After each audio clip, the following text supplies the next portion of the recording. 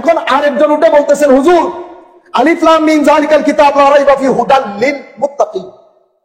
হুজুর কোরআন যে বলেছে মুত্তাকিনদের জন্য হেদায়েত, আপনার ওয়াজও শুনেছি, ঠিক আছে, কিন্তু আপনি আমাকে একটু বলবেন মুত্তাকি হয় কেমনে?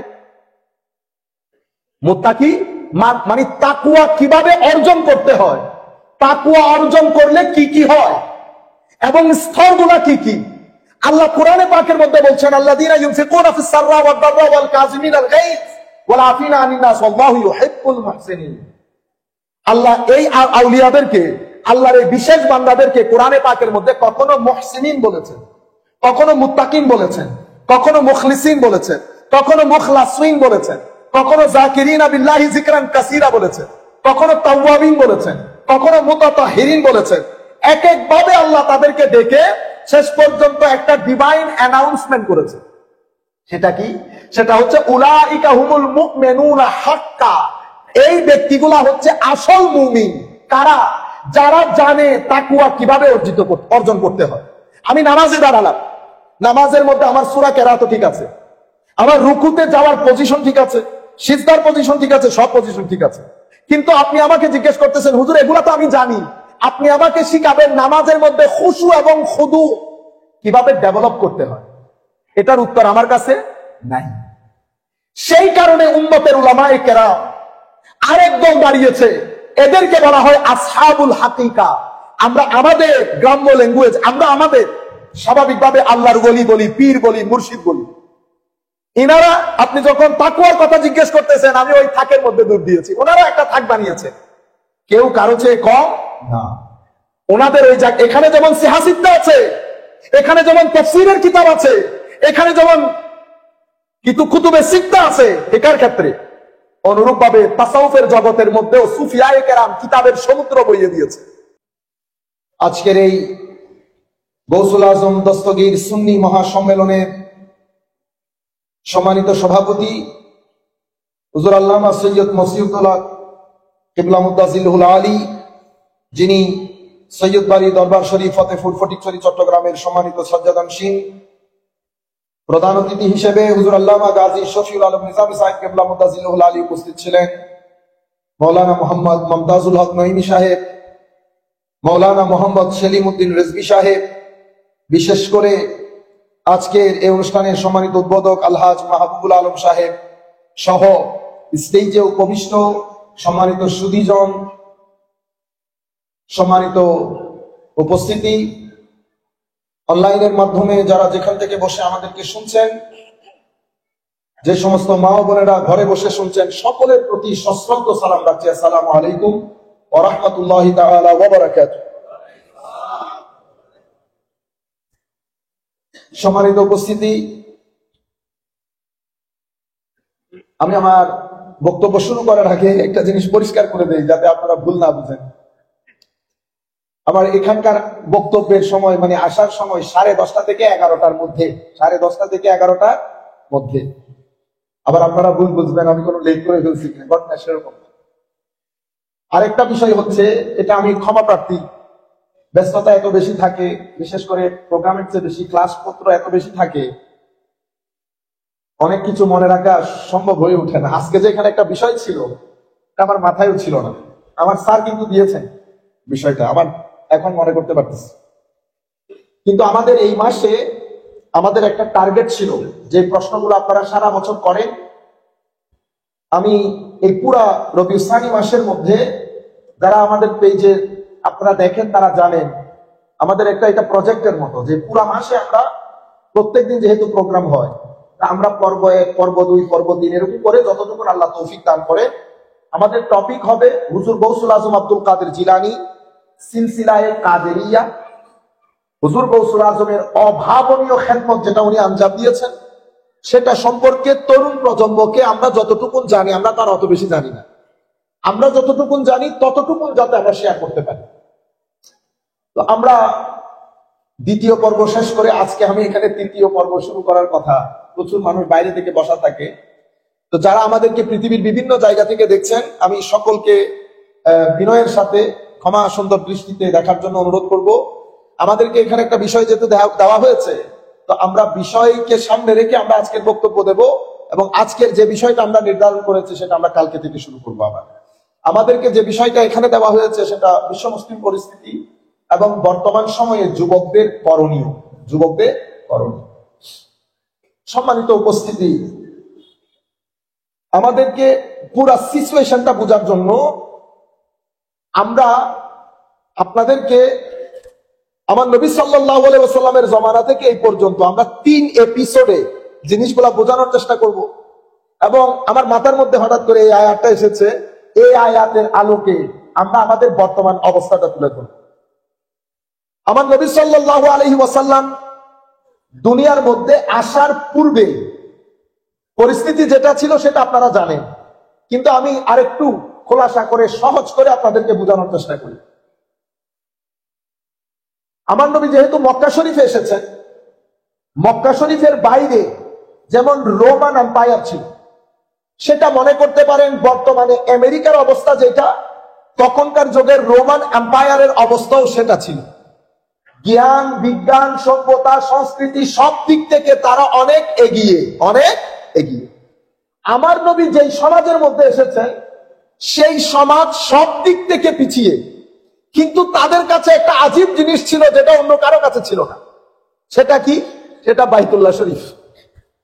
তারা আমার নবীর ঘরকে, আমার আল্লাহর ঘরকে হজম করেছে। যেহেতু আল্লাহ পাকের ঘর মক্কায়ে মুআজ্জামার মধ্যে ছিল, পৃথিবীর মানুষের একটা সফট কর্নার এটার সাথে জড়িত ছিল।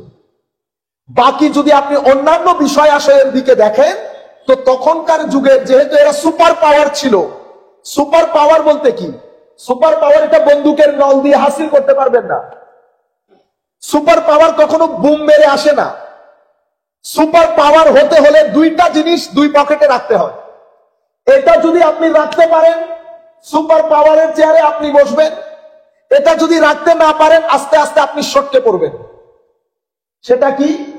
সেটা হচ্ছে আপনার মোরাল এবং এথিক্যাল ভ্যালিউ, অর্থাৎ আপনার চারিত্রিক সৌন্দর্য, আপনার ডিলিংস, মুআমালা, কতটুকুন আপনি বিশ্বস্ত, কতটুকুন আপনি সৎ, কতটুকুন আপনি জেনারেস, কতটুকুন আপনি উদার, কতটুকুন আপনি ধৈর্য ধারণকারী। এই তাবৎ চারিত্রিক সৌন্দর্যগুলা, বিশেষ করে মুআমালার ক্ষেত্রে, ডিলিংস এর ক্ষেত্রে, আমি আপনাকে ঠকাবো না, আপনি আমাকে বিশ্বাস করতে পারবেন, আমি আপনাকে বিশ্বাস করতে পারবো। এবং এই মানুষের সমাজে বসবাস করার জন্য এই বিষয়গুলোর মধ্যে যদি আপনি পরিবর্তন আনতে না পারেন, সুপার পাওয়ার হওয়া যায় না। ইতোপূর্বে পৃথিবীতে যারাই সুপার পাওয়ার ছিল, তারা দুইটা জিনিস ধরে রেখেছে। একটা চরিত্র অথবা চারিত্রিক সৌন্দর্য, মোরাল এথিক্যাল ভ্যালু, সেটা আপনারা আমার চেয়ে ভালো জানেন। আর একটা হচ্ছে জ্ঞান বিজ্ঞান। জ্ঞান বিজ্ঞান, সভ্যতা, সংস্কৃতি। আপনি যত বেশি গবেষণা করবেন, পৃথিবী আপনার দিকে ঝুঁকবে।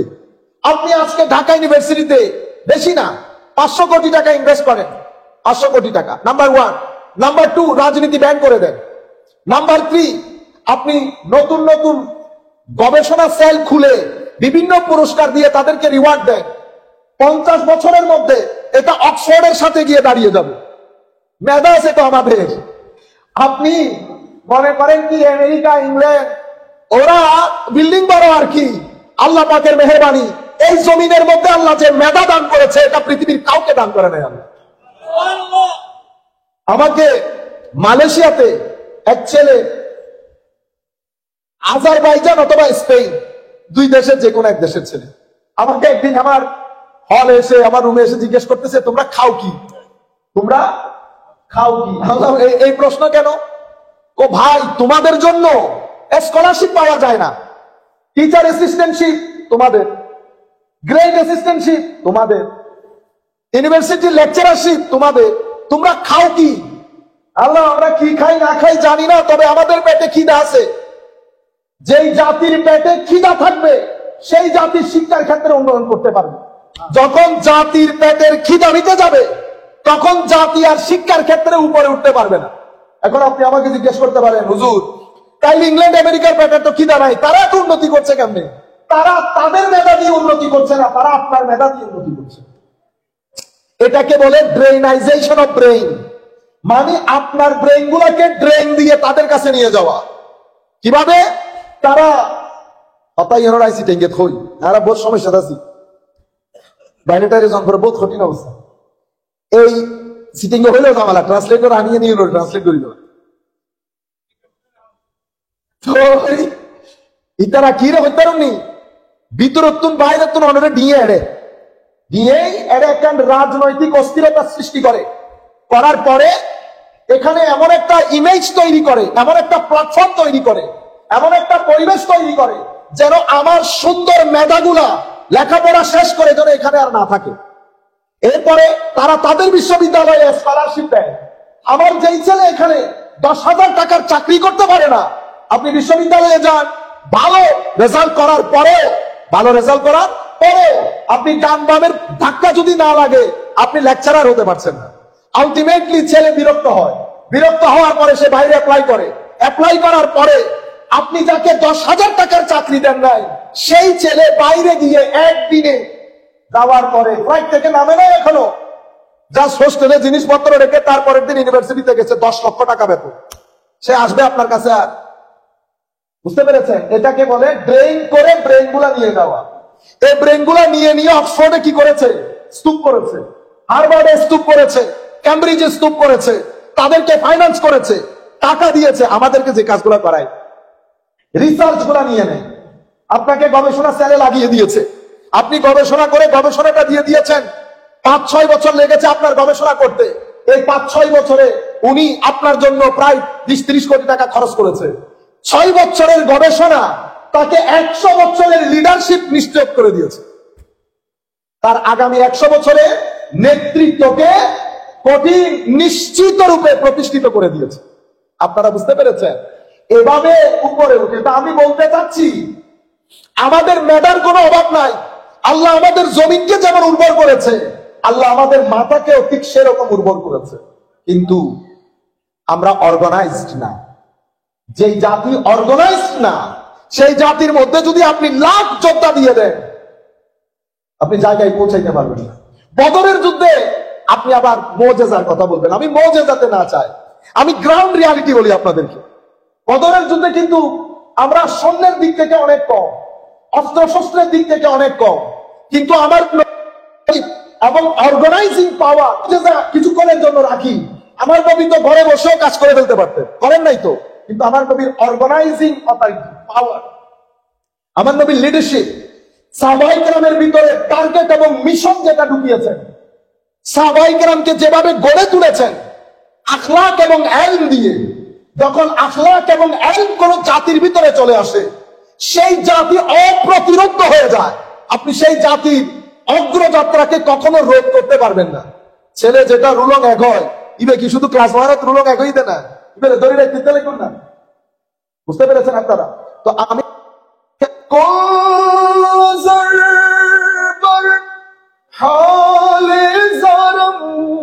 ইয়া রাসূলুল্লাহ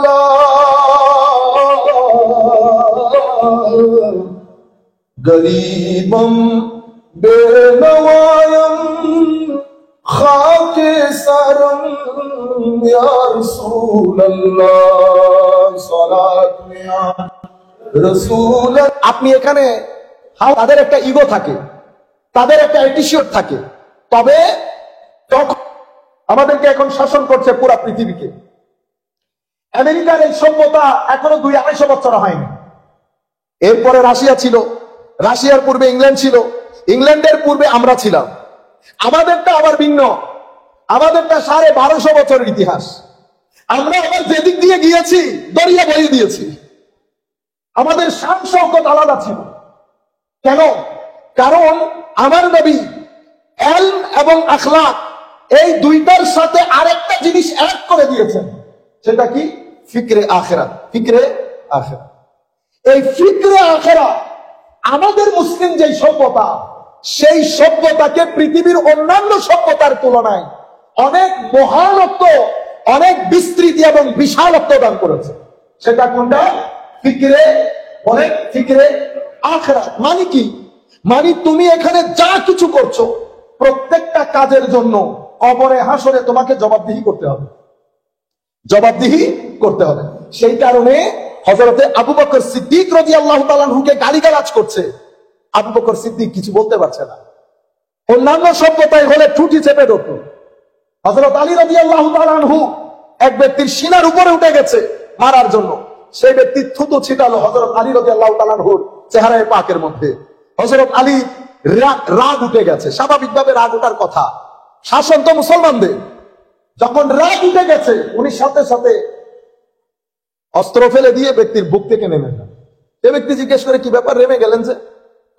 এর পূর্বে তোমাকে যে আমি হত্যা করতে চাচ্ছিলাম এটার কজ ছিল আল্লাহ এবং রাসূল, এখন আমি রাগান্বিত হয়ে নফসের বশে চলে এসেছি, সওয়াব থেকে বঞ্চিত হব। ফিকরে আখিরাত সাহাবায়ে কেরামের কাজের কোয়ালিটিকে কোথায় নিয়ে গেছে দেখেছে। আরো দেখেন কি করেছে। ফিকরে আখিরাত এটা কোন সভ্যতার মধ্যে আপনি পাবেন না এই ফিচার গুলা। সেটা কি? যুদ্ধের ময়দান ৩-৪ জন পানির জন্য কাতরাচ্ছে, একজনের কাছে নিয়ে গেছে, যাওয়ার পর বলছেন আমার ওই ভাইয়ের পানি বেশি দরকার, তাকে দিয়ে দাও। জজবা দেখেছেন, ইশক দেখেছেন, মোহাম্মত দেখেছেন, ডেডিকেশন দেখেছেন, এটা আপনি পৃথিবীর কোন সভ্যতার মধ্যে পাবেন না। পৃথিবীর কোন সভ্যতার মধ্যে একেবারে সেই পুরাতন মিশরের সভ্যতা, বেবিলনিয়ান সভ্যতা, গ্রিক সভ্যতা, আপনি আস্তে আস্তে রোমান সভ্যতা, পার্সিয়ান সভ্যতা, মুসলমানদের সভ্যতা, আপনি মুসলমান সভ্যতার মাঝখানে বাদ দিয়ে যত সভ্যতা পৃথিবীতে গড়ে উঠেছে কোন সভ্যতার মধ্যে আপনি পাবেন না যে তারা তার নেতার থুতু নিয়ে মুখে মুখে লাগিয়েছে। কোন রাজা মহারাজা থুতু ব্যবহৃত পানি নিয়ে তাদের অনুসারীরা মুখে মুখে লাগিয়েছে, এটার কোনো দৃষ্টান্ত নাই। কিন্তু মুসলিম সভ্যতার মধ্যে আমার নবী যে সভ্যতার গোড়াপত্তন করেছে সেই সভ্যতার মধ্যে সাহাবায়ে কেরাম আমার নবীর থুতু মুবারক নিয়ে বুকে বুকে লাগিয়েছে, আমার নবীর ব্যবহৃত ওযুর পানি মুখে মুখে লাগিয়েছেন, আমার নবীর চুল মুবারকের হেফাজত করেছেন, নখ মুবারকের হেফাজত করেছেন, আমার নবীর ঘাম মুবারককে আতর হিসেবে ব্যবহার করেছেন। যখন কোন জাতি তাদের নবীকে অথবা তাদের নেতৃত্ব স্থানে যিনি আছেন তাকে যখন এই পরিমাণ সম্মান করবে, আপনি তাদেরকে যুদ্ধের ময়দানে আটকে রাখতে পারবেন? সেই কারণে হুদাইবিয়ার প্রান্তরে সবাই গেছে উমরা করার জন্য। আপনি উমরার কাপড় নিয়ে কয়দিন থাকবেন? 1 দিন, 2 দিন, 3 দিন, 20-20 দিন সাহাবায়ে কেরাম পাগল হয়ে গেছে যুদ্ধ করার জন্য। আমার নবী বলছে না, না না, এখন না, দেখি, আরো দেখি, আরো দেখি। এটা আপনি পৃথিবীর কোন সভ্যতার মধ্যে পাবেন না। এটাকে বলে গ্রিন রেভলিউশন। কি বলে? গ্রিন রেভলিউশন, সবুজ বিপ্লব। কোন রক্তপাত নাই। বাইরের মধ্যে এখানে মিছিল করে, তো এখানে রক্তপাত হয়েছে, কি হয়েছে? ও ভাই, 87টা ছোট বড় যুদ্ধ হয়েছে।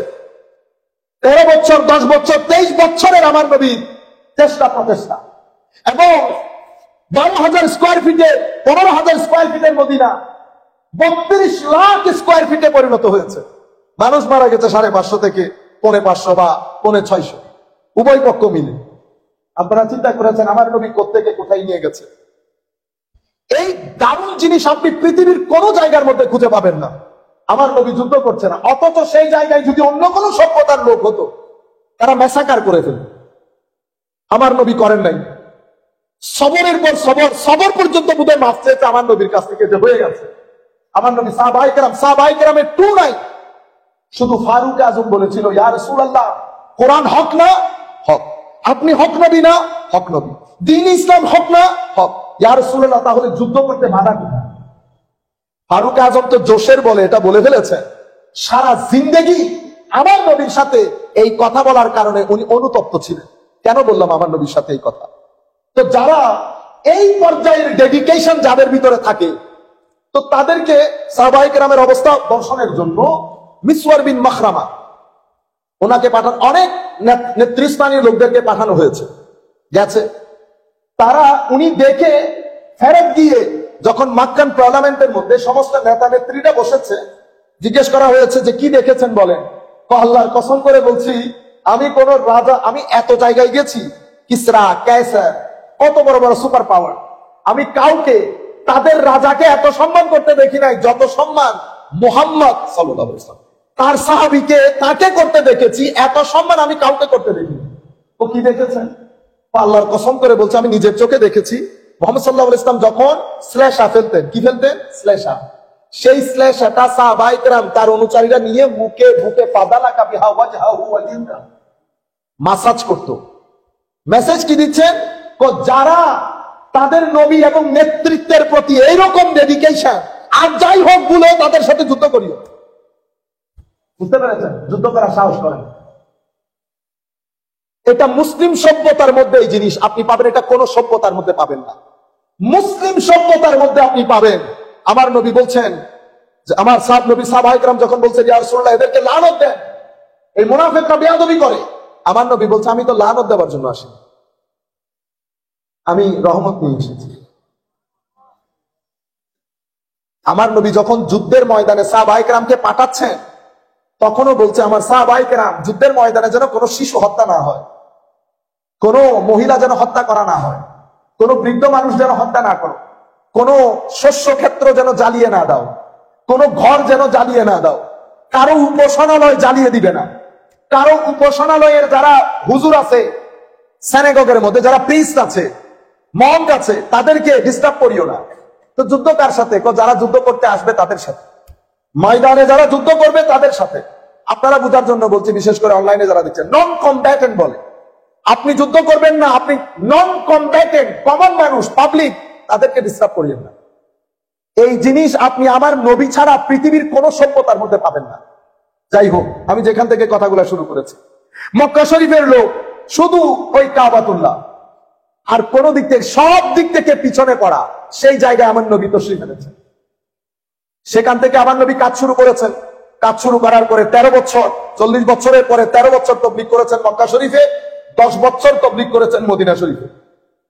13 বছর আমার নবীর তবলিগের মধ্যে কোনো রিটালিয়েশন ছিল না, কোনো রেভেঞ্জ ছিল না, কোনো প্রতিশোধ নাই।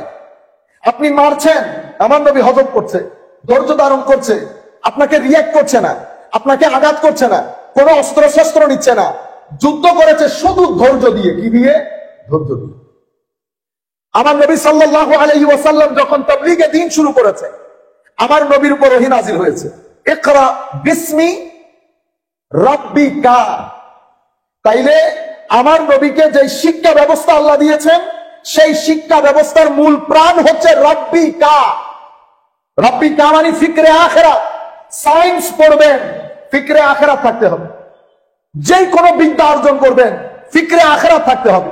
ফিকরে আখিরাত বের করে দিলে সেটা আর ইসলামী শিক্ষা থাকে না। সম্মানিত উপস্থিতি, এটা অনেক গুরুত্বপূর্ণ। ইকরা বিসমি রাব্বিকাল্লাযী খালাক। আমার নবী সাল্লাল্লাহু আলাইহি ওয়াসাল্লাম শিক্ষা, আখলাক, সাহাবায়ে কেরামকে আমার নবী এস্টাবলিশ করেছেন, গঠন করেছেন তালিম এবং তরবিয়তের মাধ্যমে। তালিম এবং তরবিয়তের মাধ্যমে আমার নবী সাল্লাল্লাহু আলাইহি ওয়াসাল্লামের দ্বীন প্রতিষ্ঠা হয়ে গেল। দ্বীন, আমার নবী যখন মদিনা শরীফ এসেছে, মদিনা শরীফের মধ্যে মুসলমানদেরকে ত্যক্ত বিরক্ত, যার পর নাই দুশ্মনী শুরু করেছে ইহুদিরা। কারা? ইহুদি এবং মুশরিকদের কেউ কেউ, এরা যার পর নাই সামগ্রিকভাবে তারা আমার নবীর বিরুদ্ধে একটা খোলা যুদ্ধ শুরু করেছে। তবে তাদের যুদ্ধের ধরন অনেক ভিন্ন। মোস্টলি তারা যে আমার নবীর বিরুদ্ধে, সেটা আমার নবীকে বুঝতে দিত না। তাদেরকে কি বলা হয়? মুনাফিক। কি বলা হয়? বহু চরিত্রের অধিকারী, এক এক সময় এক এক ধরনের রূপ বদলায়। বুঝতে পেরেছেন? যাই হোক, এই যে তাদের শত্রুতা শুরু হয়েছে আমার নবীর সাথে ওই মদিনা শরীফ থেকে। আমার নবী দুনিয়া থেকে গেলেন, আবু বকর সিদ্দিক থেকে শুরু করে সাহাবায়ে কেরাম গেলেন। পুরা মুসলিম হিস্ট্রি, এই ফারুক আজম যাওয়ার পর থেকে উসমানে গনির সময়কাল থেকে তারা তাদের সমস্ত প্রকার বিরোধিতা যেটা, সেটা একেবারে আকাশ ছোঁয়া হয়ে গেছে। মুসলমানরা বিভিন্ন দলে উপদলে বিভক্ত হয়েছে, বিভিন্ন ফেরকার উদ্ভব হয়েছে। মুসলমানদের শক্তিমত্তা আস্তে আস্তে আস্তে ভাঙতে শুরু হয়েছে। কিসের মাধ্যমে? যখন বিভিন্ন দলে উপদলে বিভক্ত হয়েছে, মুসলমানদের, মেইন স্ট্রিম মুসলমানদের মধ্যে আস্তে আস্তে ভাঙন শুরু হয়েছে। তবে উম্মতে মুসলিমার তিনটা জায়গায় আমার নবীর উম্মতের উলামায়ে কেরাম কাজ করে উম্মতে মুসলিমার মেইন স্ট্রিমের ঐক্য ধরে রেখেছে। তারা আমার নবীর উম্মতের আলেমরা। এরা কয় ধরনের? এরা তিন ধরনের। এরা তিন ধরনের। এক ধরনেরকে আমরা বলি আলেমুর রেওয়ায়া অথবা আসহাবুর রেওয়ায়া। আরেক ধরনেরকে বলি আমরা আসহাবুদ দেরায়া, আরেক ধরনেরকে আমরা বলি আসহাবুল হাকিকা। আমি যদি আপনারা বুঝেন মতো বলি, তো আমার নবীর উম্মতের উলামায়ে কেরাম যখন দেখেছে বিভিন্ন ফেরকার উদ্ভব, প্রত্যেকেই বলছে আমরা যেটা বলছি সেটা ঠিক, আল্লাহর নবীর উম্মতের উলামায়ে কেরাম নবুয়তের মতো করে দায়িত্ব পালন করেছে, যার যার দায়িত্ব। প্রথমে কিছু সংখ্যক উলামা, যাদেরকে আমরা মুহাদ্দিসিন বলি, তারা সর্বত্র ছড়িয়ে পড়ে আমার নবীর হাদিসগুলাকে কালেক্ট করে ঘরে নিয়ে এসেছে, হাদিসগুলাকে কালেক্ট করে ঘরে নিয়ে এসেছে। কেন? কারণ যেই হুজুর স্টেজে উঠে সে কলা রাসূলুল্লাহ সাল্লাল্লাহু আলাইহি ওয়াসাল্লামের হাদিস একটা বলে দেয়, তো মানুষ তো বলবে কি ঠিক ঠিক। আপনারা এখনো বলেন না ঠিক, বলেন না? মাহফিলের মধ্যে কখনো ঠিক কথাটা বলবেন না। আপনি এখানে ঠিক বলতে আসেন না, আমি বলতে এসেছি ঠিক। আপনারা এই কথাগুলা বলবেন না, ব্যান করে দেন। ঠিক বলতে গেলে ঘটনা খারাপ হয়ে যাবে। আবার হুজুর যদি উল্টা কথা বলে তাহলে ইমান নিয়ে টানাটানি হবে। ঠিক কেউ বলতে বললে হুজুর আপনি বলেন, আমাকে বলতে বলিয়েন না। ঠিক তো বলতে চাচ্ছিলাম, এই যে ফিরকা, সবাই হাদিস না এমন জিনিসকে হাদিস বলা শুরু করেছে। কেউ এই ইদার কাবাত ইদার বিভিন্ন ঘটনা এগুলা বলে বলে উম্মতের মধ্যে ফিতনা ফাসাদ সৃষ্টি করেছে। ওলামায়ে কেরাম বুঝবেন, ঠিক সেই সময় আমাদের তাফসীরের কিতাবগুলোর মধ্যে রিওয়ায়াতে ইসরাইলিয়াত ঢুকে গেছে। ইসরাইলিয়াত মানে ইহুদি সোর্স থেকে কিছু ব্যাখ্যা বিশ্লেষণ আমাদের তাফসীরের কিতাবের মধ্যে ঢুকে গেছে। কি পরিমাণ ফিতনা শুরু হয়েছে আপনি দেখেন। হাদিস গড়া শুরু হয়েছে, যার মন চাই যেরকম। দুই তিন ধরনের ফিতনা। একটা হচ্ছে তার নাই, যখন উম্মতের আলেমরা মাদ্রাসার মধ্যে এই জিনিসগুলা পড়ায়, ক্বালা রাসূলুল্লাহি সাল্লাল্লাহু আলাইহি ওয়াসাল্লাম, প্রত্যেক আলেম আল্লাহর দরবারে দোয়া করে, আল্লাহ মৃত্যুর 1 মিনিট আগেও যেন এই হাদিসের এই বাণী পড়ে যেতে পারি, ক্বালা রাসূলুল্লাহি সাল্লাল্লাহু আলাইহি ওয়াসাল্লাম। এটা উম্মতের ইমোশনের জায়গা। এই জায়গাটাকে ওই ফিতনাকারীরা কাজে লাগিয়েছে। মওদু হাদিস বলি আমরা, মানে মন গড়া হাদিস বানিয়ে নিজের মতকে প্রতিষ্ঠিত করার জন্য চালিয়ে দেওয়া। সেই সময় উম্মতের উলামায়ে কেরাম হাদিসগুলা কালেক্ট করে ঘরে নিয়ে এসেছে। ঘরে নিয়ে আসার পরে এই হাদিসগুলাকে বিশুদ্ধ রাখার জন্য নির্দিষ্ট একটা প্যারামিটার বানিয়েছে, যেটা মাদ্রাসায় পড়ানো হয় উলুমুল হাদিস। বর্তমান জ্ঞানের জগতে সমস্ত রতি মহারথী যারা বড় বড় দার্শনিক জ্ঞানী গুণীজন, তারা এক বাক্যে স্বীকার করে যে মুসলমানরা তাদের নবীর কথাগুলাকে, তাদের নবীর কর্মকে, তাদের নবীর সাইলেন্ট পারমিশনকে প্রিজার্ভ করার জন্য যে জ্ঞান বানিয়েছে, সেটা সভ্যতার ইতিহাসে এটার কোনো মেসাল নাই। উম্মতে মুসলিমা হাদিসের কিতাবগুলো, আমি এই বিষয়ে আর কথা না বলি, আমাদের যেহেতু অনেক দূরে যেতে হবে। মুহাদ্দিসিনে কেরাম হাদিসের কাজে লেগে গেছে, মুফাসসিরিনে কেরাম তাফসীরের কাজে লেগে গেছে, ফুকাহায়ে কেরাম কুরআন এবং সুন্নতের মধ্যে ডুব মেরে মেরে উম্মতের জন্য শরীয়তের থাক সাজিয়েছে। এটা ফরজ, এটা মুস্তাহাব, এটা সুন্নতে মুআক্কাদা, এটা গैर মুআক্কাদা, এটা মুস্তাহাব, এটা মুবাহ, এটা নফল, এটা হারাম, এটা মাকরুহে তাহরিমি, এটা তানজিহি, এটা ইসাআ, এটা এই আয়াতের ভিত্তিতে, এটা এই দলিলের ভিত্তিতে। ফরজের জন্য দলিল এভাবে দরকার, কতইয়ুস সুবুত, কতইয়ুদ দালালা, কতইয়ুস সুবুত, জন্নিয়ুদ দালালা। এই যে আমি পরিভাষাগুলো ব্যবহার করছি, এগুলা উম্মতের উলামায়ে কেরাম করেছেন, করে শরীয়তের থাক সাজিয়ে দিয়েছেন। এখন আমি এখানে উঠে পণ্ডিতি করতেছি, আপনাকে আমাকে বলতেছেন হুজুর বলেন দেখি শরীয়তের মধ্যে রুকুতে যাওয়া নামাজের মধ্যে কি? আমি চোখ বন্ধ করে বলতেছি ফরজ।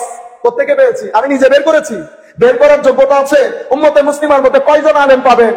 পুরা বাংলাদেশের মধ্যে সমস্ত ঘরানার আলেম মিলে আপনি একজন পাবেন যিনি শরীয়তের মধ্যে ডুব দিয়ে কোনো কিছু ছাড়াই হুকুম বের করতে পারবে।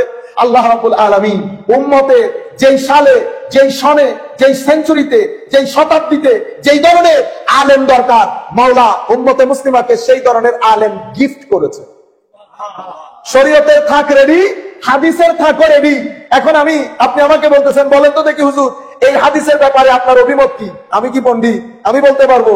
আমি কি করলাম? ইমাম বুখারী থাক সাজিয়েছে, ইমাম মুসলিম থাক সাজিয়েছে, মুহাদ্দিসিনে কেরাম থাক সাজিয়েছে। এই থাকে দেখে দেখে পরে একজন উঠে বললো হুজুর বর্ণনাকারীর মধ্যে অমুক অমুক অমুককে চিনেন? আমি বলতেছি 2টা সেকেন্ড একটু দাঁড়ান, আছে তো থাক। ইমাম ইবনে হাজার আসকালানীরা আরেক থাক সাজিয়েছেন, ইমাম মিজজিরা আরেক থাক সাজিয়েছেন, সিয়ারা আলামিন নুবালা ইমাম যাহাবীরা আরেক থাক সাজিয়েছেন। সেই থাকের মধ্যে গিয়ে বান্দা বের করে এনেছি। এনে এনে ওনার পুরা হিস্ট্রি পড়েছি, কোথায় জন্মেছেন, কার কাছে পড়েছেন, ওনার কাছে কে পড়েছে, সমসাময়িক উলামায়ে কেরাম ওনার ব্যাপারে কি বলেছে, সবকিছু দেখার পরে কনক্লুডিং রিমার্কস করেছেন এই ব্যক্তি বিশ্বাসযোগ্য না। আমি এসে আপনাকে ওয়াজে বলে দিলাম এই ব্যক্তি বিশ্বাসযোগ্য না। আমি কোথায় পেয়েছি? আমি কার কাছে পেয়েছি? ওই উম্মতের উলামায়ে কেরামের কাছে। আমার নবী মাঝখানে দাঁড়িয়ে কি বললেন? হে আমার উম্মত, এরা হচ্ছে আমার ইলমের ওয়ারিস, এরা আমার ইলমের ওয়ারিস, এরা সবাই আমার জ্ঞানকে হেফাজত করেছে। কোরআনের মধ্যে আল্লাহ ডাক দিয়ে বলেন, ইন্না নাহনু নাযালনা যিকর ওয়া ইন্না লাহু লাহাফিজুন। ওয়া ইন্না মানে কি? আমরা হেফাজত করব। মুফাসসিরিনে কেরাম বলেন আল্লাহ আল্লাহ হিসেবে গ্রেট, সেই কারণে আমি না বলে আমরা বলেছে, ওটা ঠিক। কিন্তু একটা জিনিস মনে রাখবেন, আল্লাহ যেই কাজে ওসিলা ব্যবহার করেন সেই কাজের মধ্যে ইন্নি না বলে ইন্না বলে। আমার আল্লাহ আদম আলাইহিস সালামের ক্ষেত্রে ফু দিয়েছেন আল্লাহ, আল্লাহ বলেছেন ওয়া নাফাখতু। মাদ্রাসার ছাত্ররা বুঝবেন, ওয়া নাফাখতু মানে আমি ফুটা দিয়েছি। কিন্তু হযরত ঈসার ব্যাপারে বলেছে ওয়া নাফাখনা, আমরা ফু দিয়েছি। তাইলে মাওলা আমরা, এটা আমার পক্ষ থেকে জিবরিল দিয়েছে। ওসিলার ব্যবহার হয়েছে, তু আর তু নাই, না হয়ে গেছে প্লুরাল ফর্মে। এখানেও আমার আল্লাহ বলেছেন আমরা হেফাজত করব। বলে আমরার মধ্যে কে কে আছে? নবী আছে, সিদ্দিক আছে, শহীদ আছে, এবং আমার বান্দার পুণ্যবান ব্যক্তিরা সালের আছে। এরা কারা? এরা হিজবুল্লাহ। দেখ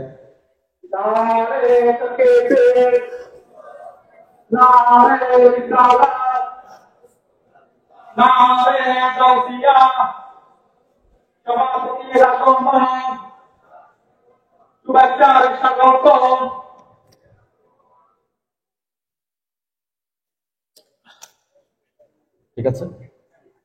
তো সম্মানিত উপস্থিতি, হুজুর আসুন। আচ্ছা, আমি বলতে চাচ্ছিলাম, কোথায় ছিলাম যেন? হিজবুল্লাহ। তো এরা সবাই, এরা আল্লাহর গ্রুপ। সেই কারণে আমার আল্লাহ কি করেছেন? নামাজ আল্লাহ, কিন্তু আমার আল্লাহ বলছেন আমার নামাজের মধ্যে আমার গ্রুপকে সালাম দাও। আসসালামু আলাইকুম। মাশাআল্লাহ,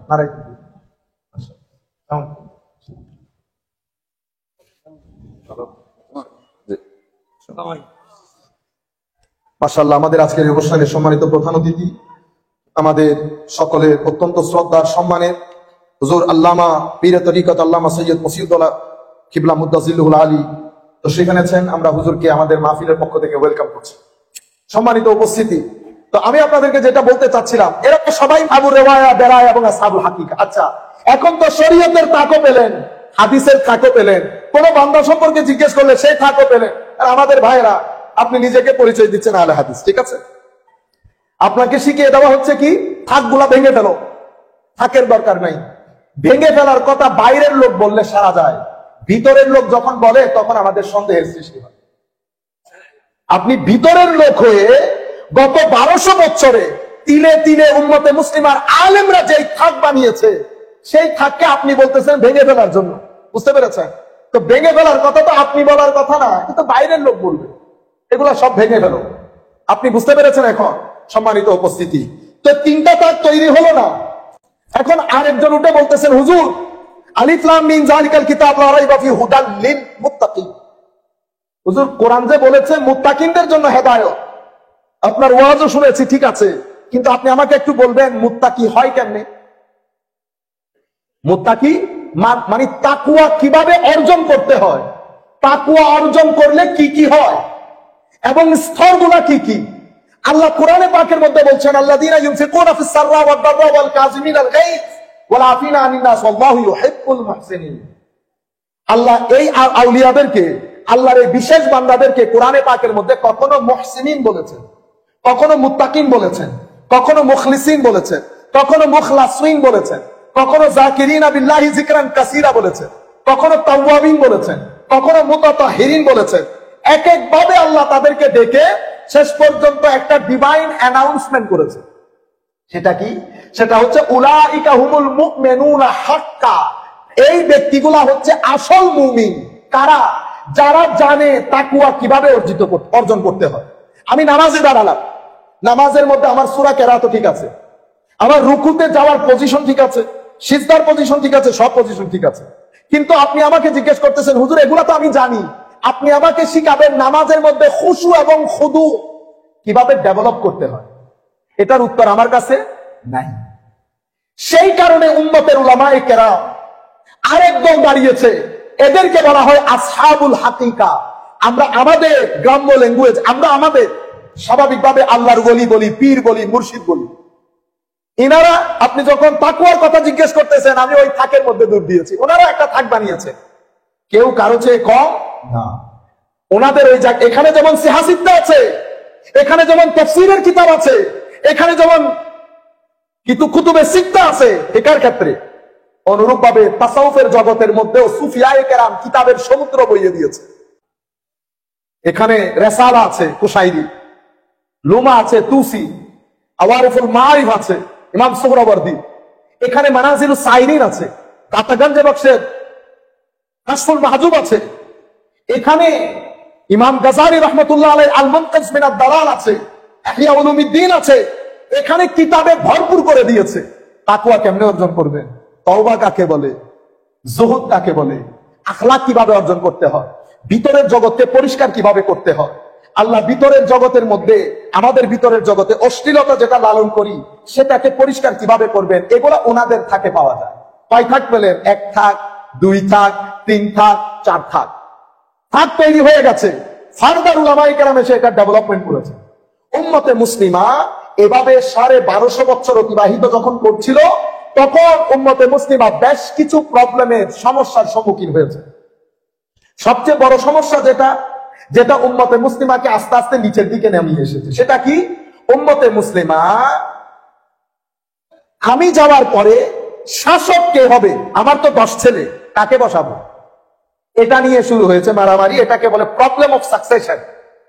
এরপরে উম্মতে মুসলিমা যেই কারণে পড়ে গেছে, তার দ্বিতীয় প্রধান কারণ বিভিন্ন দলে উপদলে বিভক্ত হয়ে একজন আরেকজনের পিঠে শুধু ছুরি মেরেছে। আল্লাহ সময় দিয়েছেন 1-2 বছর না, 1200 বছরের বেশি সময় দেওয়া হয়েছে আমাদের, কিন্তু আমরা এই জায়গা থেকে বের হয়ে আসি।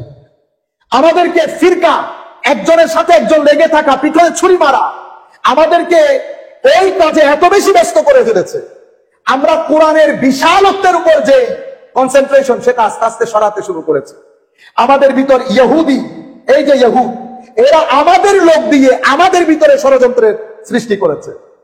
রাফেজিয়ত তৈরি হয়েছে, খারেজিয়ত তৈরি হয়েছে, শিইয়ত তৈরি হয়েছে, জাবারিয়ত তৈরি হয়েছে, কাদেরিয়া তৈরি হয়েছে। লাখো ফিতনা তৈরি হওয়ার পরে শেষ পর্যন্ত এই কিছু বছর আগে বাইরের শক্তি যখন ম্যানেজ করতে পারছে না আমাদেরকে, কারণ অর্ধ পৃথিবী আমরা শাসন করি, আমরা কোনো রাষ্ট্র না, সবাই মিলে এক দেশ, তখন বাইরের শক্তি ভিতরের শক্তির সাথে আবার যোগসাজশ করে আমরা পতন হলাম। নেশন স্টেট বলে বিভিন্ন দেশে দেশে বিভক্ত হয়ে যাওয়া, আমরা কেউ এই দেশের, কেউ ওই দেশের, কেউ ওই দেশের, কেউ ওই দেশের, এরকম যখন দ্বিধা বিভক্ত হয়ে পড়ার পরে পৃথিবীতে এখন ইনারা যারা বর্তমানে আছেন সুপার পাওয়ারে পরিণত হয়েছে। সুপার পাওয়ারে পরিণত হওয়ার পর সম্পদ পুরা পৃথিবী থেকে আহরণ করে নিজের ব্যাংক বাড়ি করতে শুরু করেছে। 2টা জায়গার উপর গ্রিপ জমিয়ে ফেলেছে, একটা এলম, একটা আখলাক। এরপরে বর্তমান বিশ্ব পরিস্থিতি, এরপরে পৃথিবীর মধ্যে একটা নতুন মুভমেন্ট শুরু হয়। সেই মুভমেন্টটা কি? সেই মুভমেন্টটা হচ্ছে ধর্ম এবং বিজ্ঞান, দুইজনের মধ্যে কনফ্লিকশন সৃষ্টি করা হয়েছে। পৃথিবীকে মেসেজ দেওয়া হয়েছে যে ধর্মের মধ্যে যদি আমরা থাকি, তো ধর্ম কখনো সভ্যতার কথা বলে না, ধর্ম শুধু মারামারির কথা বলে। ওই দেখছো না মারামারি করছে, এই জিনিসগুলা বলে সাধারণ মানুষের মধ্যে ধর্মের প্রতি একটা বিদ্বেষ তৈরি করা হয়েছে।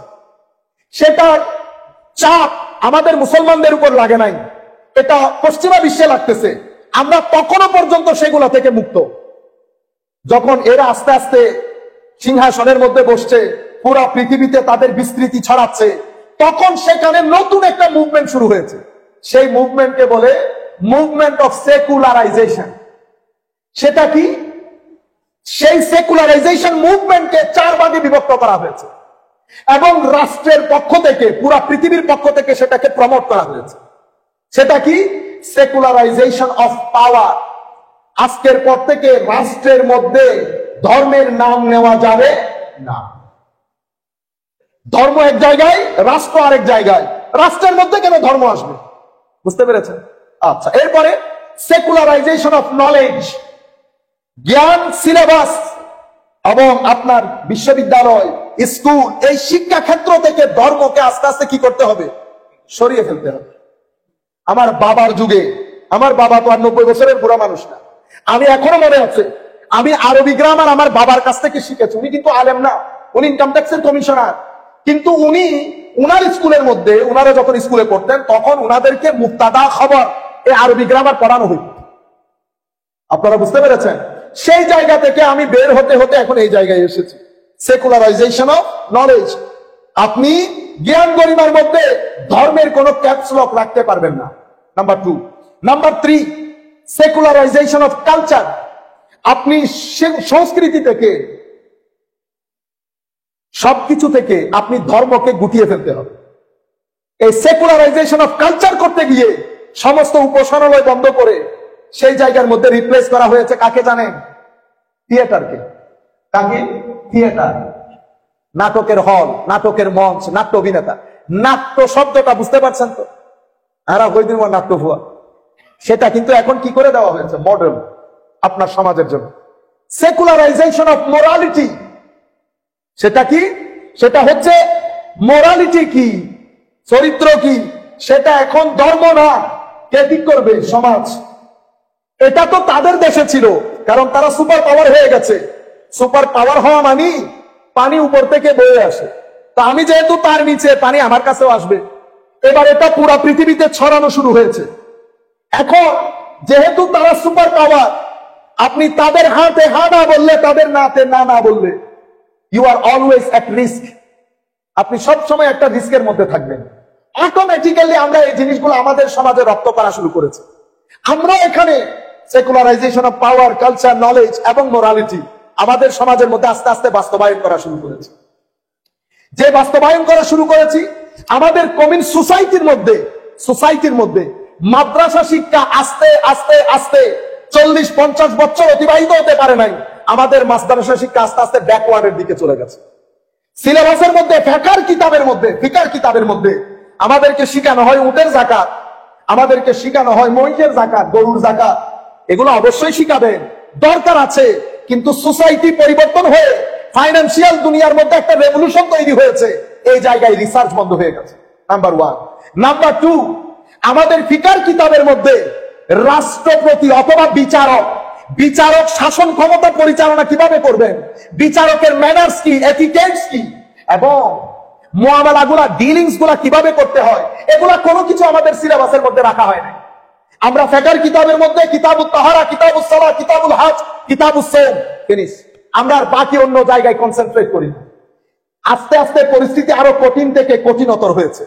এভাবে সোসাইটি, কারণ তারা অনেক ডেভেলপ করেছে, এটার পরে আরেকটা যুগ এসেছে মডার্নাইজেশন। যখন চলে এসেছে, পুরো পৃথিবীর মধ্যে মডার্নাইজেশনের হাওয়া লাগতে শুরু করেছে। যেই হাওয়া লাগতে শুরু করেছে, পৃথিবীর মধ্যে মডার্নাইজেশনের বাতাসে এইথিজম আস্তে আস্তে বাড়া শুরু করেছে। সেটা কি? আল্লাহ, দ্বীন, ইসলাম, কোরআন, এগুলার আসলে তেমন কোনো প্রয়োজন এখন আর নাই। কলেজ, ঢাকা ইউনিভার্সিটিতে যান, আপনি দেখবেন এটা যে বাংলাদেশে, এটা যে মুসলমান দেশের ইউনিভার্সিটি, এটা আপনি বলতে পারবেন না। আপনারা বুঝতে পেরেছেন? এই ধরনের একটা পরিস্থিতি সৃষ্টি হয়েছে। এখন বর্তমান পরিস্থিতি কি রকম? আপনি যখন বাজারে নেমেছেন, আপনি যখন ঢাকা বিশ্ববিদ্যালয়ে গেছেন, আপনার এখানে 3টা মাইন্ডসেট তৈরি হয়েছে। একটা হচ্ছে এক্সট্রিম সায়েন্টিফিক মাইন্ডসেট। তারা মনে করে সায়েন্স সব কিছুর প্যারামিটার। সায়েন্স যদি সত্য বলে সত্য, সায়েন্স মিথ্যা বলে মিথ্যা। এটা একটা মাইন্ডসেট। আরেকটা মাইন্ডসেট তৈরি হয়েছে ধর্ম বিদ্বেষী। তারা ধর্মকে টলারেটই করতে পারে না। এটা একটা মাইন্ডসেট তৈরি হয়েছে। এই মাইন্ডসেট আমাদের বিভিন্ন বিশ্ববিদ্যালয়, কলেজ, কিতাব, বাইরের ইনফ্লুয়েন্স, বাইরের স্কলারশিপ, সবকিছু মিলে একটা আজীব মাহল তৈরি হয়েছে। এই মাহলের মধ্যে আমাদের পক্ষ থেকে রিঅ্যাকশন কি হয়েছে দেখেন। ডক্টর জন এসপোজিটো, আমি যদি ভুল না করি, ডক্টর জন এসপোজিটো হার্ভার্ড বিশ্ববিদ্যালয়ের প্রফেসর এবং আমাদের অনেক বড় ইসলামী স্কলার। ইসলাম কবুল করেছে, কিন্তু উনি প্রকাশ করেন নাই জিনিসটা। অনেক বইপত্র লিখেছেন উনি। বেশ কিছু বছর আগে মুসলমানদের ভবিষ্যৎ এটা নিয়ে আমেরিকার বড় একটা বিশ্ববিদ্যালয়ে একটা লেকচার দিয়েছে। সেই জায়গার মধ্যে উনি বলছেন পৃথিবী এখন দুইটা শক্তিতে বিভক্ত, একটা মুসলিম আর একটা secular western world. Secular western world পুরো পৃথিবীকে নিজেদের পকেটে ঢুকিয়ে ফেলেছে, এক জাতিকে, সেই জাতির নেতাদেরকে ঢুকিয়েছে, কিন্তু সাধারণ মানুষকে ঢুকাতে পারছে না।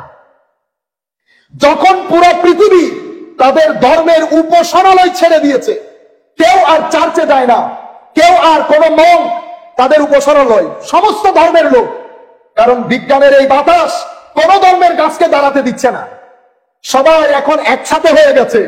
সেই সময় শুধু মুসলমানদের যুবক তারা মসজিদমুখী হয়েছে। কি মুখী? মসজিদমুখী। এটা আন্তর্জাতিক বিশ্বের মাথার আরামের ঘুমকে হারাম করে দিয়েছে।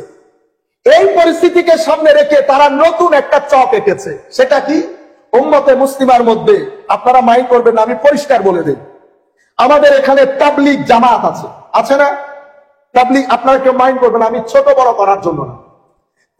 তাবলীগ জামাত, আপনারা বুঝতে পেরেছেন, এটার উদ্ভব হয়েছে। এটার উদ্ভব হওয়ার পরে কি হয়েছে?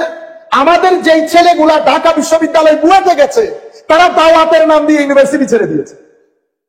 মা বাবা এত কষ্ট করে ছেলেটাকে ওখানে পাঠিয়েছে, সে পড়বে না, কিসের কাজ করবে? সে এখন মসজিদে মসজিদে 40 দিনের 41 দিনের চিল্লা মারে আর দাওয়াতের কাজ করে। নাম্বার 1। নাম্বার 2, আমাদের রিয়াকশন গুলা দেখেন, এগুলো সব বাইরে। দাওয়াত, আমাদের তাবলীগ জামাত যেই কাজগুলা করে, কি কাজ করে তারা? দ্বীনের তাবলীগ মানে কি? তালিম দেয়। যেই কাজটা সুফিয়ায়ে কেরাম খানেকার মধ্যে বসে করতো, একই কাজ আপনি মসজিদের মধ্যে বসে করছেন। কিন্তু কি করলেন আপনি? আপনি জাতিকে তাদের মাধ্যমে শিখিয়ে দিয়েছেন সুফিয়ায়ে কেরামের এই কাজটা বেদাতের কাজ। কেন? কারণ সুফিয়ায়ে কেরামের দরবারগুলো মৃত কলবকে জিন্দা করার দরবার। আপনি পুরো নতুন প্রজন্মকে শিখিয়ে দিয়েছেন। আপনি বলছেন তবলিগের কাজ, আপনি তবলিগের নাম দিয়ে কি করলেন? ছেলেদেরকে একত্রিত করলেন। নামাজের মাসালা দুইটা বলেন, বেশিরভাগ মাসালা কি বলেন? এটা বেদাত। ঈদে মিলাদুন নবী এটা, ইসালে সোয়াব এটা।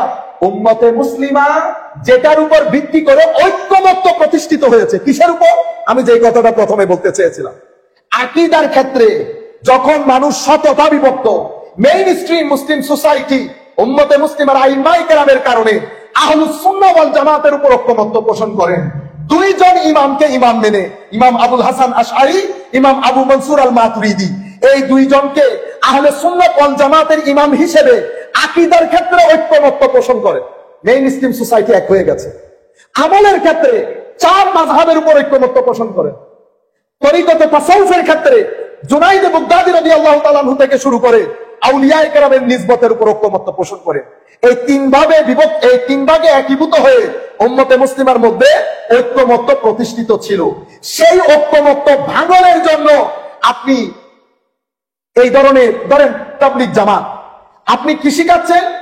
আহলুস সুন্নাহ ওয়াল জামাত, আশআরী, মাতুরিদি, এই জিনিসগুলা, এগুলো আসলে ধর্মের মধ্যে না। আমাদের আসল পরিচয় আমরা মুসলমান। আপনি কিন্তু এটা শিখানোর জন্য আসেন নাই। আপনি এটা যদি দ্বীনের দাওয়াত হয়, 1200 বছরের উলামায়ে কেরামকে আঙ্গুল চুষেছে। 1200 বছরের, 1-2 বছর না তো, হিস্ট্রি ভেরি ক্লিয়ার।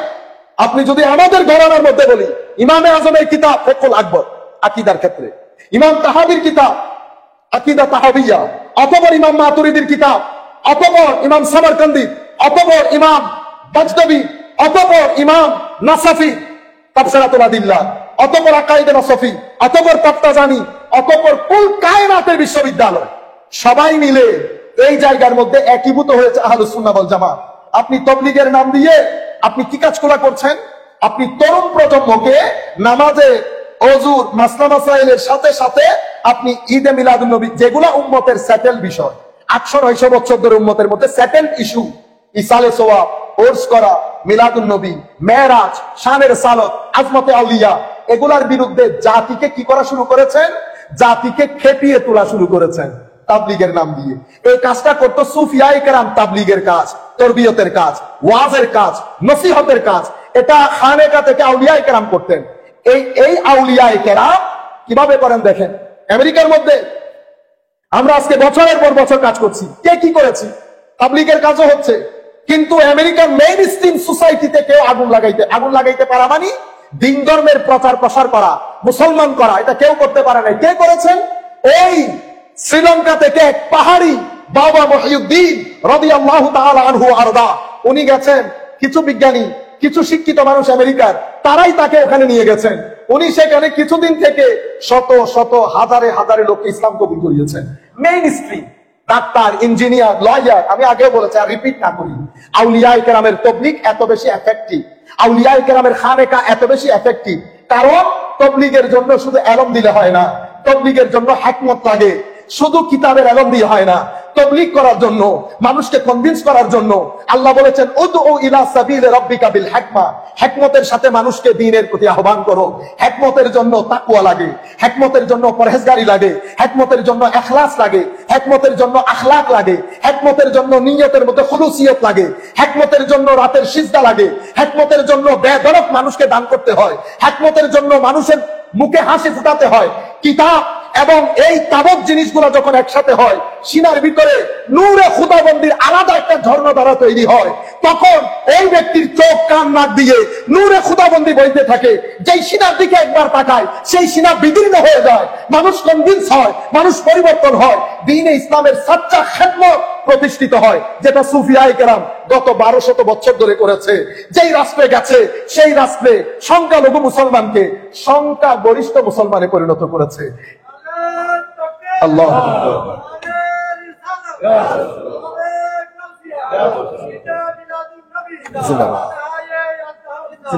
সেই কারণে এখানে আরেকটা নতুন জিনিস দাঁড় করিয়ে দেওয়া হয়েছে, তাদের মাধ্যমে ছেলেরা কলেজ বিশ্ববিদ্যালয় ছেড়ে দিচ্ছে। আরেক গ্রুপ দাঁড় করেছে, তারা কি, তারা সার্বজনীন চেষ্টা করে ওই হাত গোড়া ভেঙে দেওয়ার জন্য।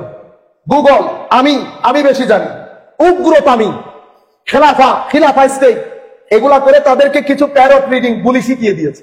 তারা জাতিকে উগ্রতার দিকে নিয়ে যাচ্ছে। আপনি কোন মুসিবতে দেখেন, এগুলো আমাদের ভিতরের জিনিস। আরেক দলকে লাগিয়ে দিয়েছেন, তারা আমার নবীর খতমে নবুয়তকে অস্বীকার করে। আরেক দলকে লাগিয়ে দিয়েছেন, তারা আমার নবীর সুন্নতে রাসূলকে, লিগ্যাল ভ্যালিডিটি আছে সুন্নতে রাসূলের, এটা মানতে চায় না। কয়টা ফিতনা দেখেছেন আমাদের ঘরের ভিতরে, মুসলমানদের ঘরের ভিতরে। এই অবস্থার মধ্যে আমাদের একটা ছেলে যখন বাইরে যায়, বিশ্ববিদ্যালয়ে যায়, একদিকে এইটিস্ট, একদিকে মডার্নাইজেশন, একদিকে সেকুলারিজম, একদিকে অশ্লীলতা, আর্ট এবং কালচারের নাম দিয়ে, একদিকে এই দাওয়াত, ছেলে কোথায় যাবে এখন? এটা হচ্ছে আমাদের বর্তমান পরিস্থিতি। এই পরিস্থিতির মধ্যে আমরা এখন আবার যদি রিভাইভ করি, আমরা যদি আবার জেগে উঠি, তো আমরা কিভাবে করব? তরুণ প্রজন্মকে, এখন আমার বক্তব্য শেষের দিকে, আল্লাহ রাব্বুল আলামিন কোরআনে পাকের মধ্যে বলছে, শয়তানকে যেদিন জান্নাত থেকে বের করে দিয়েছে আল্লাহ রাব্বুল আলামিন, শয়তান বলেছে, যেহেতু আপনি আমাকে পথভ্রষ্ট করেছেন, নাউযুবিল্লাহ, সেই হেতু আমি আপনার বান্দাদেরকে সিরাতুল মুস্তাকিমে বসে বসে সামনে থেকে, পিছন থেকে, ডান থেকে, বাম থেকে তাকে হামলা করব। আমি তাকে এই রাস্তায় চলতে দেব না। মুফাসসিরিনে কেরাম যখন এটা তাফসীর করছেন, তো সামনের হামলাটা কিসের উপর হবে? তো সে বিভিন্ন জ্ঞান বিজ্ঞানের কথা বলে আখিরাতের ব্যাপারে, আল্লাহর ব্যাপারে, ধর্মের ব্যাপারে আপনার ভিতরে কনফিউশন তৈরি করবে। এই জায়গাটা হবে আকীদার উপর। পিছনের হামলা কিসের উপর হবে? তো পিছনের হামলা দুনিয়ার লোভ, লালসা, এগুলো আপনাকে দেখিয়ে আপনাকে অশ্লীল করে ফেলবে। ডানের হামলা, আপনি যে ইবাদত রিয়াজত কিছু করছেন, কিছু ইলম শিখেছেন, আপনার ভিতরে অহংকার রিয়া ঢেলে আপনাকে অহংকারী করে তুলবে। বামের হামলা, খাকেশাতে নফসানির লোভ দেখিয়ে আপনার ভিতরের নফসকে জাগিয়ে তুলবে। চতুর্মুখী হামলা হবে।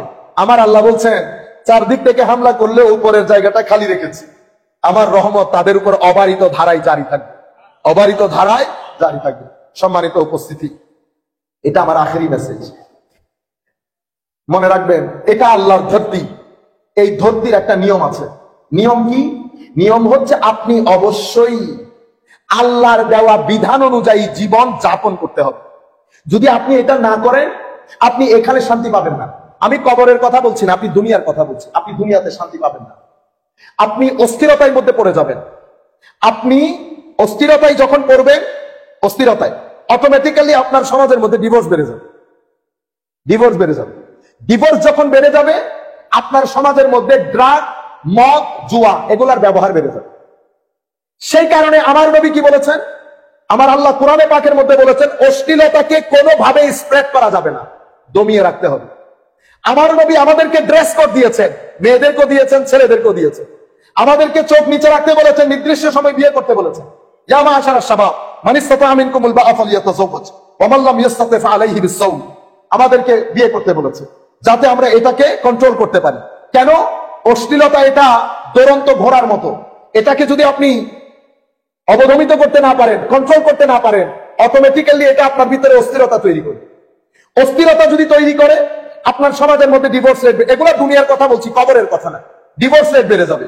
ডিভোর্স রেট যদি বাড়ে, সমাজের মধ্যে এই ডিভোর্স রেট বাড়া 3-4টা ক্রাইম সমাজের মধ্যে অটোমেটিক্যালি বেড়ে যাবে।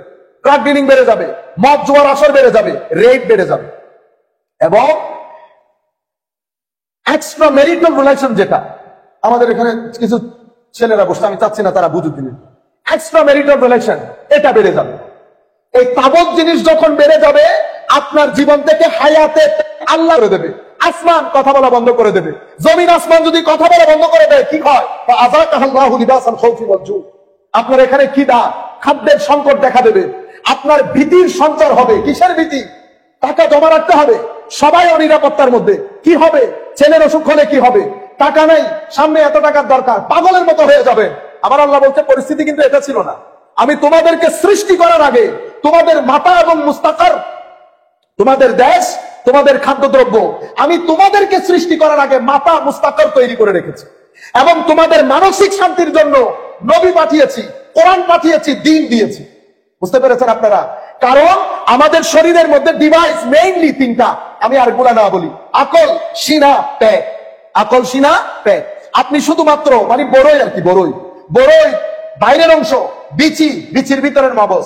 আল্লাহ আমাদেরকেও 3ভাবে সাজিয়েছেন। কিভাবে? শরীর দিয়েছেন, কলব দিয়েছেন, রু দিয়েছেন। যেভাবে আমের বুটির ভিতরে মগজ, ঠিক সেভাবে আমাদেরকে সাজিয়েছেন। আপনি কি করলেন? আপনি শুধু শরীর নিয়ে পাগল হয়ে গেছেন। মারা শরীর নিয়ে পাগল হয়ে গেছে। স্কুলে পাঠাও, টিচারের কাছে পাঠাও, পাগল হয়ে যাচ্ছে মারা। কোরআনের তিলাওয়াত বন্ধ, একটু পরে করবে। নামাজ, ছেলে নামাজ পড়ে না, মা বাবা নামাজ পড়ে না। ছেলে নামাজ পড়ে না, মা বাবা মেনে নিয়েছে। ও ভাই, ছেলে নামাজ পড়লে আপনি গায়রতপূর্ণ মুমিন হলে বলবেন, নামাজ নাই তো খাওয়া বন্ধ। নামাজ নাই তো খাওয়া বন্ধ। কেন? কবরের জন্য না। নামাজ না পড়ে ধরতির মধ্যে আপনি শান্তিতে থাকবেন, কি মহারাজ! তা সম্ভব? আপনি তিলাওয়াতে কোরআন বন্ধ করে দিয়ে আল্লাহর ধরতির মধ্যে শান্তিতে থাকবেন, মহাল। আপনি আমার নবীর ইশক মহব্বতকে বৃদ্ধাঙ্গুলি প্রদর্শন করে জমিনের মধ্যে শান্তিতে থাকবেন, মহাল। আউলিয়া ইকরামের নিসবতের সাথে আপনি বেয়াদবি করে জমিনের মধ্যে আপনি শান্তিতে থাকবেন, মহাল। মনে রাখবেন, শান্তি যদি চান জমিনের মধ্যে, স্থিরতা লাগবে। স্থিরতার জন্য আল্লাহর জিকির লাগবে, কোরআনের তিলাওয়াত লাগবে, নামাজ লাগবে, মানুষকে সহযোগিতা করতে হবে। এগুলা বাদ দিয়ে আপনি জমিনের মধ্যে স্থির থাকতে পারবেন না। আমাদের মা বাবারা কি করেছেন? আমাদের মা বাবারা কলেজ বিশ্ববিদ্যালয় নিয়ে পাগল হয়ে গেছে। জিজ্ঞেস করেন ছেলেকে, ঢাকা ইউনিভার্সিটি থেকে পাস করে কি করবেন? কত একটা ভালো চাকরির দরকার। চাকরি দিয়ে কি করবেন? ভাতের দরকার। ভাত দিয়ে কি করবেন? পেটে পোড়াবেন। পেটের ভাত কেন দরকার? শরীরের শক্তি দরকার। আপনি কি শরীর দিয়ে শান্তিতে থাকতে পারবেন? শান্তি এখানে লাগে না, এখানে লাগে। তো আপনি তো এখানের ফুড বন্ধ করে দিয়েছেন। এখানের ফুড আছে না, এখানের খাদ্য কি? এই সিনার খাদ্য হচ্ছে আমার নবীর ইশক, আমার নবীর আদব, আমার নবীর মহব্বত, আলে বাইত রাসূলের মহব্বত, সাহাবায়ে কেরামের আজমত, আদব, তাজিম, মহব্বত, আউলিয়া কেরামের নিসবত, কোরআনের তিলাওয়াত, মানুষের সহযোগিতা। এগুলা বাদ দিয়ে আপনি এখানে শান্তি প্রতিষ্ঠা করতে পারবেন না। মা বাবাকে কি করতে হবে? পেটের খাদ্যের সাথে সাথে ছেলেদের জন্য সিনার খাদ্যেরও ব্যবস্থা করতে হবে। আপনি সিনার খাদ্যকে পরিপূর্ণরূপে ইগনোর করেছেন। ইগনোর করার পরে এখান থেকে শান্তি চলে গেছে। যেই শান্তি চলে গেছে, কারণ শরীর বেড়ে গেছে। শরীর যখন ফুলে উঠে, শরীরের সাথে নফস ফুলে উঠে। নফস যখন ফুলে উঠে, সমাজের মধ্যে অশ্লীলতা বেড়ে যায়, চাওয়া পাওয়া বেড়ে যায়। আপনার চোখ সীমা লঙ্ঘন করতে চাইবে, আপনার সমস্ত অঙ্গ প্রত্যঙ্গ সীমা লঙ্ঘন করতে চাইবে। আপনি আরেকজনের মাল নিজের পকেটে ঢুকাতে চাইবে, আপনি প্রতারণা করতে চাইবেন। মনে রাখবেন, 3টা জিনিস আপনার সোসাইটির মধ্যে ঢুকবে, আপনি খতম। লোভ আপনাকে খতম করে দেবে। কেন? লোভ আপনাকে প্রতিযোগিতার দিকে নিয়ে যাবে, প্রতিযোগিতা আপনাকে হারামখোরের দিকে নিয়ে যাবে। এই 3টা জিনিসকে আমার নবী ব্যান করে দিয়েছে। আমার নবী বলছে, লোভ যদি সোসাইটিতে ঢুকে যায়, এটা ক্ষুধার্ত ভাব ওই ছাগলের ঘরে ঢুকার মতো। একটা খাবে তো 10টাকে মেরে ফেলবে। আমরা কি করি, 100 কোটি টাকা ব্যাংকে রেখেছে, ও ভাই কয় কোটি টাকা খাইতে পারবেন, বেশিতে 5 কোটি, 95 কোটি কিন্তু আপনার না। আপনি বেশি টাকা, আমি আমাদের ছেলেদেরকে বলছি, প্রজন্মকে, আমার যাই মাদ্রাসা ঘুরবেন, অটোমেটিক্যালি আপনার ভিতরে শান্তি আসবে। মানুষের সাথে সুন্দর করে ব্যবহার করবেন, অটোমেটিক্যালি শান্তি আসবে।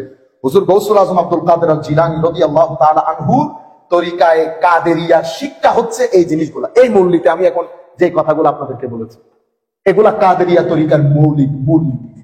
আল্লাহ রাব্বুল আলামিন আমাদের হামে নাসির হোক। আমরা যদি আবার জেগে উঠতে চাই, ঠিক আমাদেরকে এটার খাদ্যের যোগান দিতে হবে, এটার খাদ্যের যোগান দিতে হবে। আপনাকে মসজিদমুখী হতে হবে, আপনাকে তিলাওয়াতমুখী হতে হবে। আপনি, বেশিরভাগ মানুষ তো তিলাওয়াতই করতে জানে না, আর যারা তিলাওয়াত করতে জানি তাদের তো অবস্থা বেশি খারাপ না। আমরা আবার এই আন্দাজে নিজেদের মধ্যে আবার আমরা জাগরিত হতে পারবো। আউলিয়া ইকরামের জিয়ারত করবেন, উলামায়ে রব্বানীদের জিয়ারত করবেন, আল সুন্নাহ ওয়াল জামাতের মাদ্রাসার মধ্যে যাবেন, মানুষকে দান করবেন, যার যার সামর্থ্য অনুযায়ী 10 টাকা হোক, 20 টাকা হোক, মানুষকে দেবেন। প্রত্যেক দিন কোনো না কোনো টাকা, 10 টাকা 5 টাকা মানুষকে দিবেন। মানুষের সাথে কখনো খারাপ ব্যবহার করবেন না। মনে রাখবেন, 3 শ্রেণীর লোককে আমার নবী বলেছে আমার উম্মত না। যারা প্রতারণা করে, যে কোনো নাম দিয়ে, যে কোনো নাম দিয়ে, ওয়াজের নাম দিয়ে হোক, যে কোনো নাম দিয়ে, প্রতারক আমার নবী বলছে মান গাশানা ফালাইসা মিন্না। প্রতারক আমার নবীর উম্মত না। বড়দেরকে যারা সম্মান করে না তারা আমার নবীর উম্মত না। ছোটদেরকে যারা স্নেহ করে না তারা আমার নবীর উম্মত না। আপনি এখন হয়তো হাসতে পারেন, আপনার লিভার, অতঃপর হার্ট, অতঃপর আপনার কিডনি সব একসাথে রিয়াক্ট করে। সুতরাং আমরা নিজের মধ্যে শান্তি প্রতিষ্ঠা করি। আগে নিজের মধ্যে শান্তি প্রতিষ্ঠা করলে, আগে আপনার নফস যেটা, সেটা হচ্ছে আপনার শরীরের ভিতরে সবচেয়ে বাজে জায়গা। আপনি গন্ধপূর্ণ জায়গার মধ্যে থাকলে যেমন গন্ধ বের হয়, এই বাজে জায়গাটাকে আপনাকে সিধা করতে হবে। সেই সিধা কিভাবে করবেন? ওই আমার নবীর দেখানো পথ নিয়ে, যেগুলা বলেছি, নামাজমুখী হওয়া, ওযু করা, এগুলো আমার জন্য জরুরি, করতেই হবে, উপায় নাই। আমরা ডায়াবেটিস হলে ফজরে উঠে দৌড়াই না, জীবনে উঠেছি ফজরে, এখন দৌড়াচ্ছেন না, এগুলো আপনাকে করতেই হবে। কোরআনের তিলাওয়াত করতেই হবে। আপনি যদি না করেন, আজকে থেকে এটা শুরু করেন। এই কয়েকটা কাজ যদি করতে পারেন, এই মাহফিলের সার্থক হবে। আল্লাহ রাব্বুল আলামিন আমাদের হামিদ নাসির হোক, মওলাই করিম আমাদেরকে কবুল করুক। আরেকটা ইম্পর্টেন্ট কথা আপনাদেরকে বলে দিই 1 সেকেন্ডের মধ্যে, আল্লাহর ওয়াস্তে ফেসবুক ব্যবহারের ক্ষেত্রে অনেক অনেক অনেক সাবধানতা অবলম্বন করবেন। আপনারা বুঝতে পারছেন না হয়তো, প্রপাগান্ডা একটা শব্দ আছে, প্রপাগান্ডা শুনেছেন না? আমি মুরব্বীদেরকে বলছি না, ছোট ছেলেরা যারা কলেজ ইউনিভার্সিটিতে পড়েন, তারা আজকে বাসায় গিয়ে গুগলে প্রপাগান্ডা লিখে এটা নিয়ে পড়বেন। এটা কি জিনিস? প্রপাগান্ডা একটা বিজ্ঞান। এটা সুন্নিয়তকে এই প্রপাগান্ডা বানিয়ে আমাদেরকে ড্যামেজ করে দেওয়া হচ্ছে। আমাদের এখানে দেখতেছেন না, এটা বলে, ও এটা বলে, গত কিছুদিন ধরে একজনে একজনের বিরুদ্ধে লেগে আছে না? আপনি তাদের ভিডিও গুলা যদি নর্মাল ভিডিও দেখেন, তো দেখবেন 100 জনে দেখেন, কিন্তু এই কথাগুলা ফলাও করে প্রচার করে। কারা করে কখনো চিন্তা করেছেন? Maximum fake ID, locked ID. জামেয়ার ছবি থাকবে, আলা হযরতের দরবারের ছবি থাকবে, মানে বিশ্বস্ত কোন মাইজবান্ডারের ছবি থাকবে, কিন্তু এরা কেউ না মাইজবান্ডারি, না জামেয়ার, না এরা আলা হযরত। এগুলো সব লক আইডি। আপনি কোন আইডি দিশা খুঁজে পাবেন না। এরা কি করে? ইংল্যান্ডে, আমেরিকায়, মিডল ইস্টে এরা কিছু গ্রুপ, তারা বসে থাকে। যখন এই কথাগুলা, এগুলা কাদা ছোড়াছুড়ি আসে, সাথে সাথে এরা বিভিন্ন জায়গা থেকে কথাগুলা শেয়ার করে পুরো পৃথিবীর মধ্যে ছড়িয়ে দেয়। কেন? আপনাকে আইটেম অফ প্রপাগান্ডা বানানোর জন্য। যখন পৃথিবীর বুকে ছড়িয়ে দেয়, তখন মেইন স্ট্রিম সোসাইটির একটা জনমত তৈরি হয়। সেই জনমত কি? মেইন স্ট্রিম সোসাইটিকে, বাংলা ভাষাভাষীদেরকে দেখানো হয়, এগুলা দেখেন মূর্খ সুর্খদের কাজ। মেইন স্ট্রিম সোসাইটির কাছে মেসেজ কি গিয়েছে? মেসেজ গিয়েছে আমরা মূর্খ, আমরা মূর্খ, আমরা সুন্দর করে গুছিয়ে কথা বলতে পারি, আমরা ফিতনা করি। তো মেইন স্ট্রিম সোসাইটি যখন জনমত তৈরি হয়, তখন কোন মুহূর্তে আপনি মেইন স্ট্রিম সোসাইটি থেকে সটকে পড়ে গেছেন আপনি বুঝতেও পারবেন না। ন্যাশনাল ওয়ার্ল্ড, ইন্টারন্যাশনাল ওয়ার্ল্ড এই প্রপাগান্ডাকে কাজে লাগায়। আমেরিকা ইরাককে ধ্বংস করার আগে প্রপাগান্ডা সেট করেছে, 2-3টা এজেন্টকে লাগিয়েছে। আমেরিকা ইরাকে করে, ইরাক সেই করে, ইরাক ইরাক ইরাক ইরাক, পুরা জনমত তৈরি হয়ে গেছে। যেই জনমত তৈরি হয়েছে, অ্যাটাক হয়েছে। প্যালেস্টাইনে আক্রমণ হচ্ছে। আপনি যখন প্যালেস্টাইনের একটা ছেলেকে কবর দিয়ে যাওয়া হয়, আপনি বন্দুক, ক্ল্যাশ এন্ড কোফ থাকে। ইসরায়েলের গুলোর মধ্যে আবার ক্ল্যাশ এন্ড কোফ থাকে না। 2টা সিনারি পৃথিবীর বুকে গেছে। প্রপাগান্ডার মধ্যে কে জিতে গেছে, কে হেরে গেছে, আপনারাই সিদ্ধান্ত নেন। বাংলাদেশও এখন প্রপাগান্ডার আন্ডারে। আপনারা এগুলো বোঝার চেষ্টা করেন। কোরআনই একমাত্র কিতাব যে প্রপাগান্ডাকে পারফেক্টলি হ্যান্ডেল করার জন্য কোরআনের আয়াত নাযিল করেছে, ইয়া আইয়ুহাল্লাযীনা আমানু ইন জাআকুম ফাসিকুম বিনাবাইন ফাতাবায়ানু আন তুসিবু কওমান বিজাহারাতিন ফাতুসবিহু আলা মা আনতুম নাদিমুন ফাতুসবিহু আলা মা ফাআলতুম নাদিমুন। সুতরাং আল্লাহর ওয়াস্তে বলছি, কিছু করতে না পারেন, সুন্নিয়তের বদনাম জোড়ায়েন না, সুন্নিয়তের বদনাম জোড়ায়েন। আল্লাহ রাব্বুল আলামিন আমাদের হামি নাসির হুকুমা আলাইহিল বালাগ মুবিন। আসসালামু আলাইকুম ওয়া রাহমাতুল্লাহি তাআলা।